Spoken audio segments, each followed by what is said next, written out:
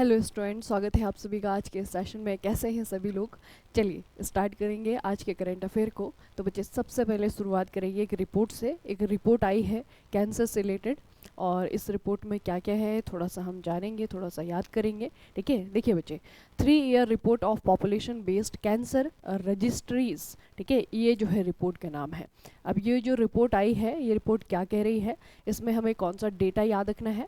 तो देखिए बच्चे, सबसे पहले किसके द्वारा जारी की जाती है। जब भी हम रिपोर्ट पढ़ते हैं, जब भी इस तरीके की किसी भी रिपोर्ट के बारे में मैं आपको बताती हूँ, उसमें ये ज़रूर बताती हूँ कि किसके द्वारा इसे जारी किया गया है ना। तो वो इसमें भी देखेंगे।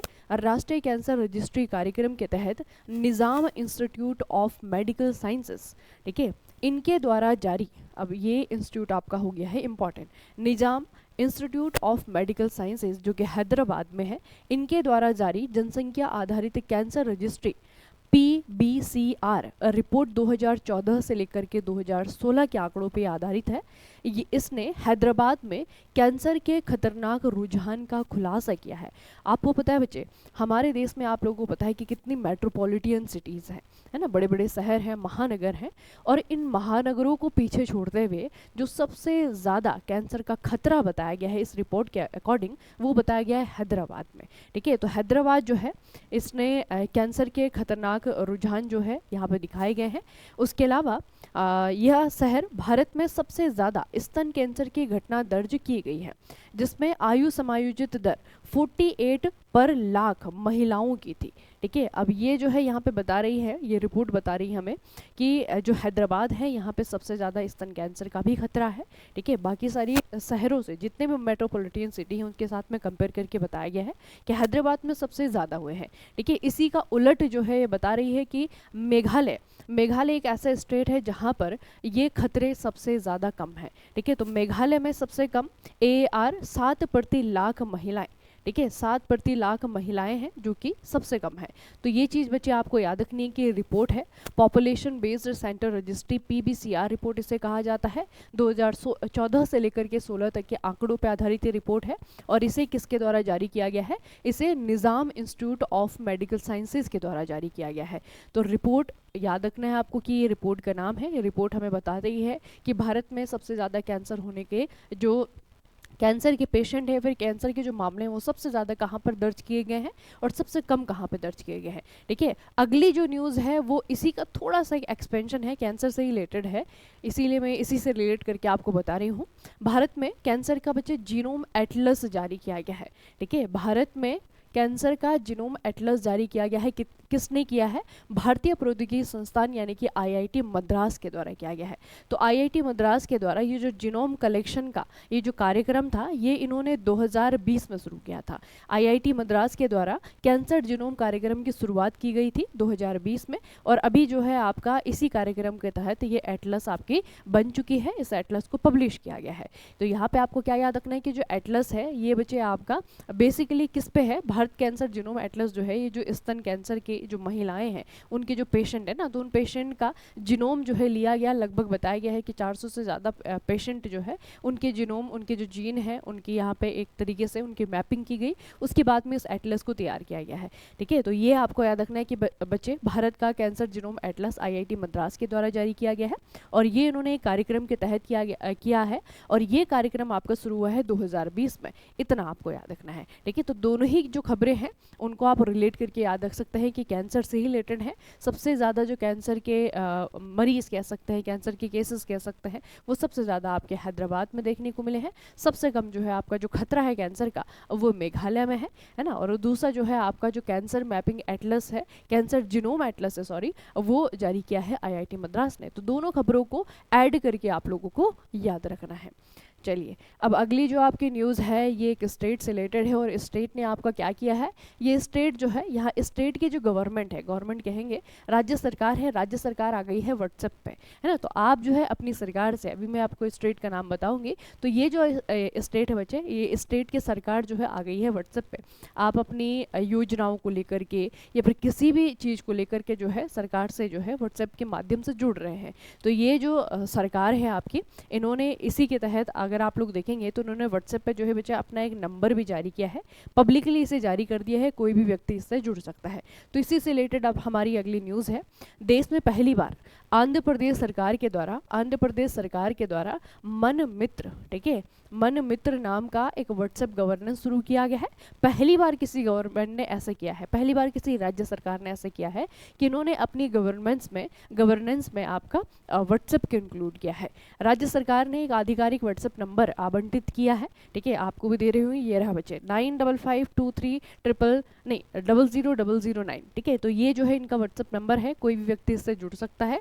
और फिर वहाँ से क्या होगा, पहले फेज़ में अभी जो है इस स्कीम का या फिर कह सकते हैं कि इस इनिशिएटिव का पहला फेज़ जारी किया गया है। पहले फेज़ में जो सरकारी योजनाएं हैं, सार्वजनिक सेवाएं हैं, लगभग 161 सार्वजनिक सेवाएं हैं जिनको आप यहाँ से एक्सेस कर सकते हैं। उसके बाद में दूसरी फेज़ में जो है आपके लगभग 300 से ज़्यादा जो पब्लिक सर्विसेज हैं उसको यहाँ पे लॉन्च किया जाएगा। तो ई गवर्नेंस जो आपका है, ई गवर्नेंस जो है धीरे धीरे हर स्टेट अपना रहा है।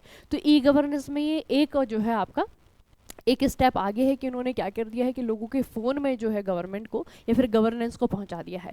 तो देश का पहला ऐसा राज्य है आंध्र प्रदेश जिसने कि व्हाट्सएप गवर्नेंस शुरू किया है। और इन्होंने इस व्हाट्सएप गवर्नेंस की जो इनिशिएटिव है, पहल है, इसका नाम क्या रखा है बच्चे, मन मित्र रखा है, ठीक है। नाम याद रखेंगे, आंध्र प्रदेश की सरकार है, व्हाट्सएप गवर्नेंस इन्होंने शुरू किया है, देश में पहली ऐसी सरकार है। और इसका नाम भी याद रखेंगे, नंबर आपको नहीं पूछा जाएगा एग्जाम में, है ना। तो अगर आंध्र प्रदेश के हैं तब जो है आपका काम का है, आप व्हाट्सएप में जो है जुड़िए सरकार से, देखिए कि क्या क्या जो है आपको प्रोवाइड किया जा रहा है। अब जो बच्चे अगली न्यूज़ है उसके लिए थोड़ा सा मैं आपको विजुअल दिखाना चाहती हूँ। अगर आप लोगों ने ये विजुअल्स देखे हैं और पहचान पा रहे हैं, अगर आपको दिख रहा है बच्चे कि लाखों की भी नहीं, करोड़ों की संख्या में जो है बच्चे ये लोग यहाँ पे जुटे हुए हैं। और उसके बाद में जो है यहाँ पे भगदड़ देखने को मिलती है। न्यूज़ आपको थोड़ा थोड़ा याद आ गई होगी कि मैं कहाँ की बात कर रही हूँ। मैं बात कर रही हूँ बच्चे इलाहाबाद की, इलाहाबाद यानी कि प्रयागराज, जहाँ पर कि इस बार 2025 में महाकुंभ लगा हुआ है। और अभी जो मौनी अमावस्या का स्नान था उस दौरान जो है यहाँ पे भीड़ में भगदड़ मचने के कारण यहाँ पे बहुत सारे लोगों की जान चली गई, है ना। तो ये न्यूज़ जो है इसी से रिलेटेड है, इस भगदड़ से रिलेटेड है, स्टेट यूपी से रिलेटेड है। तो यूपी गवर्नमेंट ने एक कदम यहाँ पे उठाया है और यूपी गवर्नमेंट ने क्या कहा है कि महाकुंभ में जो भगदड़ मची थी उसकी जांच के लिए उत्तर प्रदेश सरकार के द्वारा 3 सदस्यीय न्यायिक आयोग गठित किया गया है, जिसमें कम से कम 30 लोग मारे गए थे, 60 लोग जो है घायल हो गए थे, है ना। तो यूपी गवर्नमेंट के द्वारा ये जो स्टैम्पीड हुआ था, ये जो आपकी भगदड़ मची थी, यहाँ पे जो लोग मरे हैं उसके पीछे रीज़न क्या थे, है ना, उसके पीछे जो है क्या कदम उठाए गए थे, पुलिस रीजनेबल है या फिर लोग रीजनेबल हैं, कौन है, क्या हुआ था एक्चुअल में, उसके लिए जो है 3 मेंबर की, ठीक है, 3 मेंबर का एक कमीशन बनाया है। और इस कमीशन को किसके द्वारा हेड किया गया है वो ज़्यादा इंपॉर्टेंट है। एग्जाम में ये नहीं पूछा जाएगा कि कितने लोगों का कमीशन बनाया गया है, एग्जाम में आपको पूछा जाएगा कि जो यहाँ पर प्रयागराज में जो भगदड़ मची थी इस पैनल को कौन लीड कर रहा है ना, तो ये पूछा जाएगा। इस पैनल का नेतृत्व इलाहाबाद उच्च न्यायालय में सेवानिवृत्त न्यायाधीश हर्ष कुमार कर रहे हैं। तो इनको आपको याद रखना है कि जो कमीशन बनाया गया है ये मिस्टर हर्ष कुमार के द्वारा लीड किया जा रहा है ना, इतना आपको याद रखना है। तो ये बच्चे जो यूपी गवर्नमेंट का एक कह सकते हैं, ये जो भी स्टम्पीड हुआ था, जो भगदड़ हुई थी, उसके बाद में जो है जो इस भगदड़ की जाँच करने के लिए यूपी गवर्नमेंट ने एक कदम उठाया है। तो वहाँ पर हमारे एग्ज़ाम के लिए जो है ये बनता है कि हर्ष कुमार जो है इस पैनल को, इस कमीशन को लीड करेंगे। और हर्ष कुमार हैं कौन, ये बच्चे इलाहाबाद उच्च न्यायालय के पूर्व न्यायाधीश, सेवानिवृत्त न्यायाधीश है, ठीक है। अगली जो आपकी न्यूज़ है ये है इनसे रिलेटेड, इनको देखिए, ये हैं बच्चे आपके वाइट टाइगर, है ना। ये जो है आपके वाइट टाइगर हैं, बंगाल टाइगर की ही, बंगाल टाइगर ही बेसिकली, है ना। वाइट टाइगर और बंगाल टाइगर में जो है आपकी क्या डिफ्रेंशिएट कैसे करेंगे आप, तो बस एक ही डिफ्रेंशिएट कर सकते हैं कि दोनों का रंग अलग अलग होता है। तो ये जो आपका वाइट टाइगर है, पहले थोड़ा सा मैं इनको इसके बारे में बता देती हूँ आपको कि वाइट टाइगर जो है ये बंगाल टाइगर का ही एक दुर्लभ रूप है। बस इसमें क्या होता है कि इसमें एक अप्रभावी जीन होता है जिसके कारण ये सफ़ेद हो जाते हैं, है ना। तो जब 2 ऐसे वाइट टाइगर जब प्रजनन करते हैं, जब दोनों के बीच में क्रॉस होता है जो कि अप्रभावी जीन वाले होते हैं, है ना, तब जो है आपका जो टाइगर पैदा होता है वो आपका वाइट रंग का होता है, ठीक है। तो ये थोड़ा सा याद रखिएगा बच्चे कि बंगाल टाइगर का ही जो है आपका ये जीन है, बस इसमें क्या होता है कि कलर को ये चेंज कर देता है और ये वाइट कलर का हो जाता है। तो वाइट टाइगर के बारे में ये न्यूज़ है, स्टेट से रिलेटेड है। केंद्रीय चिड़ियाघर प्राधिकरण ने मध्य प्रदेश के रीवा जिले में मध्य प्रदेश के रीवा जिले में सफ़ेद बाघ प्रजनन केंद्र स्थापित करने के प्रस्ताव को मंजूरी दे दी है। और इस तरीके से अभी तो मंजूरी दे दी गई है, अब धीरे धीरे हम लोग पढ़ेंगे किस तरीके से यहाँ पे केंद्र इस्टेब्लिश किया जाएगा, है ना। तो आने वाले समय में भी हम लगातार इसके बारे में पढ़ते रहेंगे। बस आपको ये याद रखना है कि हमारे देश का पहला सफ़ेद बाघ प्रजनन केंद्र ये स्थापित किया जाएगा कहाँ पर? रीवा में। कहाँ पे? रीवा में। रीवा कहाँ है बच्चे आपका? ये रीवा एक डिस्ट्रिक्ट का नाम है जो कि मध्य प्रदेश के भीतर है, ठीक है। तो मध्य प्रदेश के अंदर रीवा जिले में आपका व्हाइट टाइगर प्रजनन केंद्र बनाया जाएगा, ये आपको याद रखना है। और व्हाइट टाइगर कोई अलग से स्पीसीज नहीं होती है, या फिर ये सब स्पीसीज नहीं है टाइगर की, ये बंगाल टाइगर का ही जो है आपका स्पीसीज है। बस इसमें क्या है बच्चे कि रंग चेंज हो जाता है। एक जो है आपका अप्रभावी जीन होता है जिसके कारण कलर में फ़र्क आता है, और वो कलर कैसा होता है कि वो व्हाइट कलर का हो जाता है, ठीक है। तो ये थोड़ा सा आपको याद रखना है कि बंगाल टाइगर का ही आपका क्या है, ये एक फॉर्म है। अगली जो आपकी न्यूज़ है बच्चे वो रिलेटेड है इनसे का मेरा मतलब है इनका नाम है नवीन चावला, है ना। और ये बच्चे बहुत फेमस पर्सनालिटी थी, हाल ही में इनका देहांत हुआ है।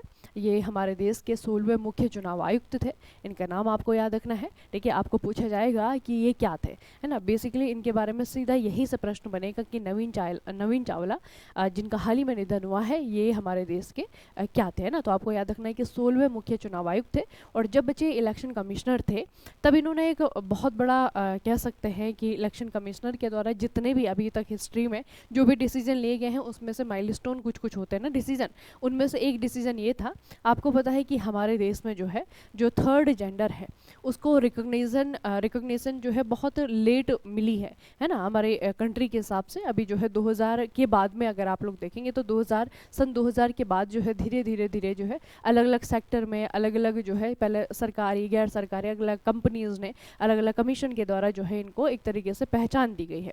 तो ये जो है आपका 2009 में जब ये बच्चे आपके इलेक्शन कमिश्नर थे, इन्होंने पहले क्या होता था कि जब वोटर होता है ना, वोट जो करता है वोटर, आप और हम जो मतदाता हैं, तो वोटर की कैटेगरी में बच्चे आप जब वोटर अपने आप को एज अ वोटर रजिस्टर्ड करते हैं, तो एज अ वोटर रजिस्टर करते समय जो है आपको अपना जेंडर जो है चुनना होता है।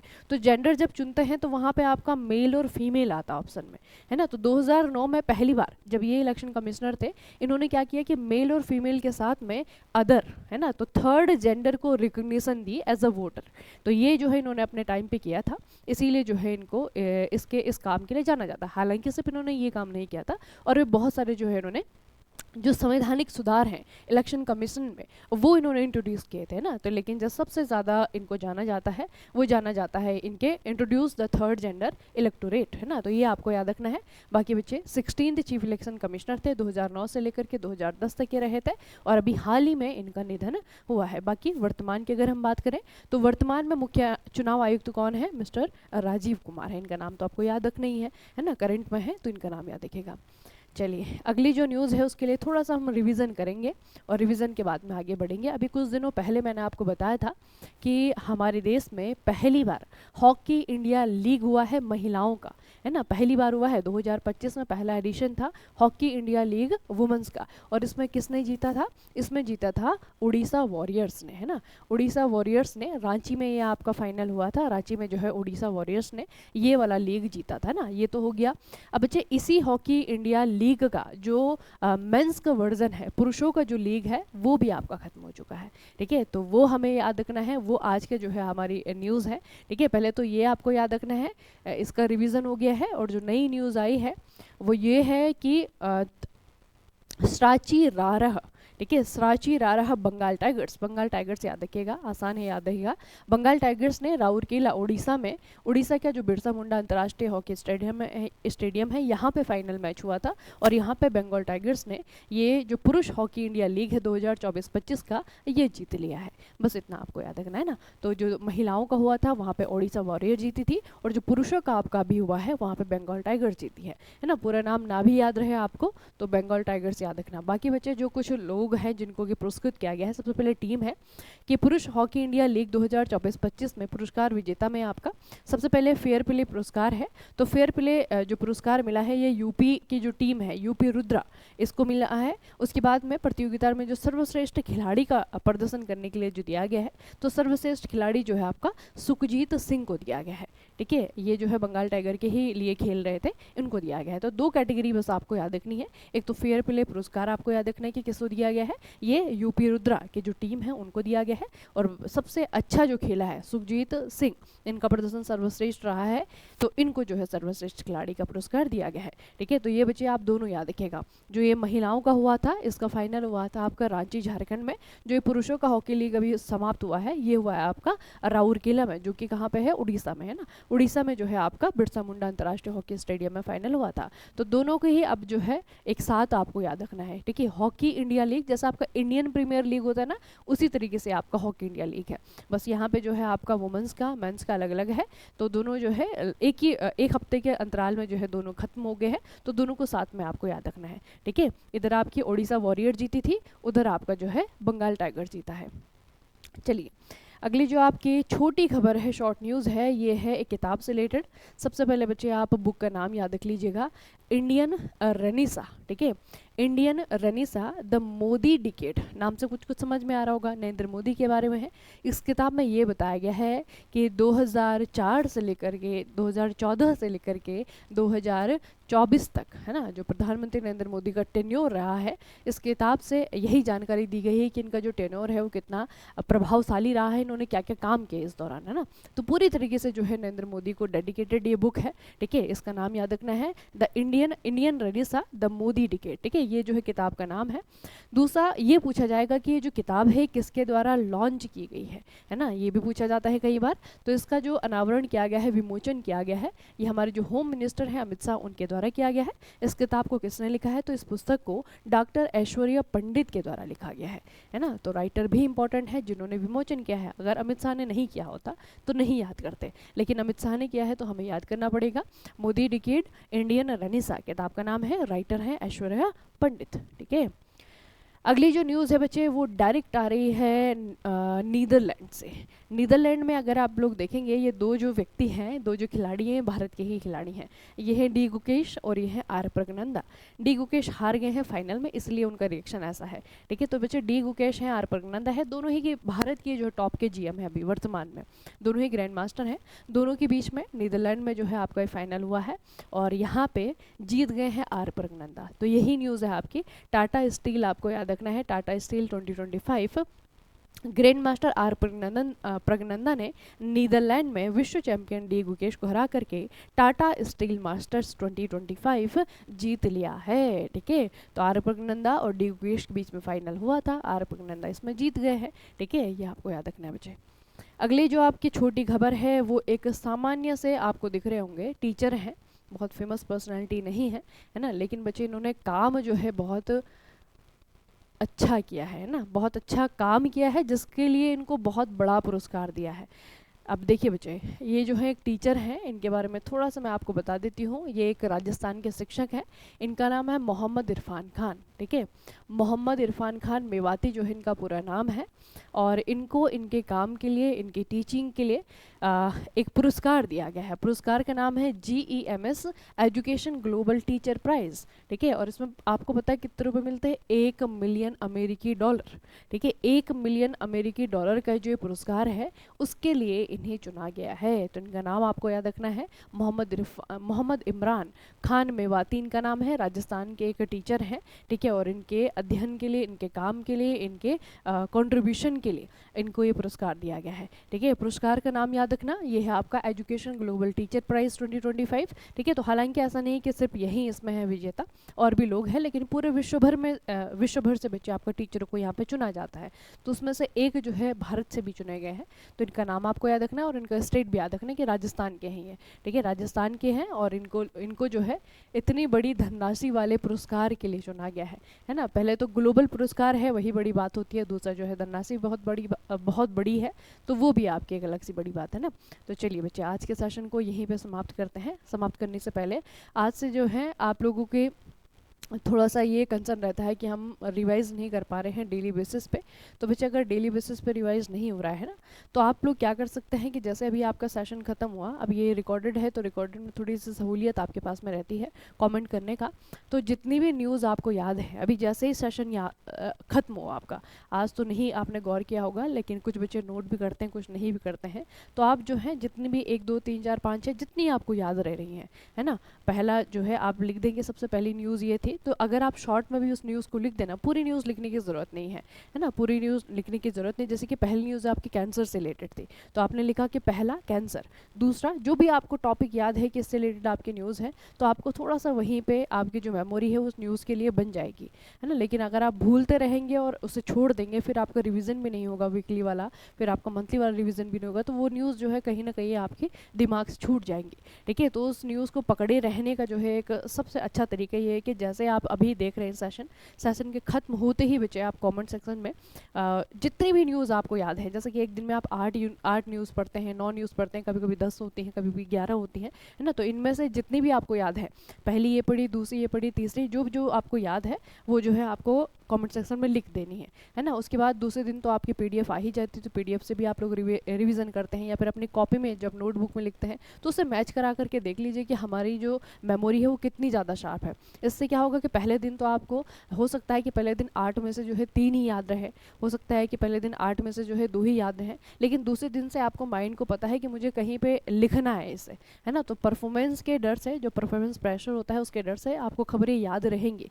ठीक है, तो ये जो है एक अच्छा तरीका हो सकता है कि आप जो है आज की जो पढ़ी हुई खबरें हैं उसे कम से कम आज तो याद रखें, है ना। लेकिन अगर आज ही भूल जाएंगे उसे, तो फ्यूचर में कभी रिवाइज करने जाएंगे तो पहले तो न्यूज़ ही याद नहीं आएगी आपको कि पढ़ा क्या था, आपने किस बारे में पढ़ा था, है ना। इससे क्या होगा कि ये सब्जेक्ट तो आपको याद हो गई, साथ में जो आपकी लर्न करने की या फिर याद रखने की जो क्षमता है, जो टेंडेंसी है, वो इंक्रीज होगी। बाकी सारे सब्जेक्ट में भी आपके लिए जो है बेनिफिशियल होगा। ठीक है, तो इसे करके देखना।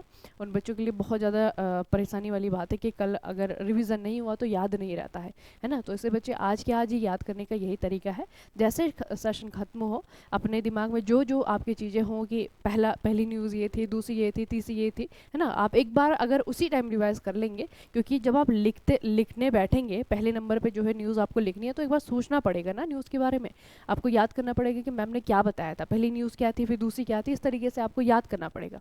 तो जब याद करना पड़ेगा तो फिर वो एक्सरसाइज होगी माइंड की, है ना, और वो आपकी मेमोरी में बना रहेगा। ठीक है, तो ये कर सकते हैं आप लोग, ज़्यादा टाइम नहीं लगेगा, 1 मिनट 2 मिनट लगेगा एक्स्ट्रा, है ना। तो 1 मिनट 2 मिनट तो आपकी ज़िंदगी वैसे भी फिजूल कर रखे हैं आप लोगों ने, है ना। तो वो थोड़ा सा इधर लगा दीजिए, थोड़ा सा आपको याद रहेंगी चीज़ें, और वीकली जब आप रिवीजन करेंगे तो वहाँ पे बहुत अच्छा बेनिफिट आपको होगा। जब आप मंथली रिवीजन करेंगे तभी भी आपको बहुत अच्छा बेनिफिट होगा। ठीक है, चलिए फिर आज के सेशन को यहीं पर रखते हैं। अब मैं कॉमेंट सेक्शन आपके चेक करूँगी कितने बच्चों ने लिखा है। ठीक है, चलिए फिर मिलेंगे कल के सेशन में, तब तक के लिए पढ़ते रहिए, बढ़ते रहिए, अपना खूब सारा ख्याल रखिएगा। आप सभी को बहुत बहुत धन्यवाद।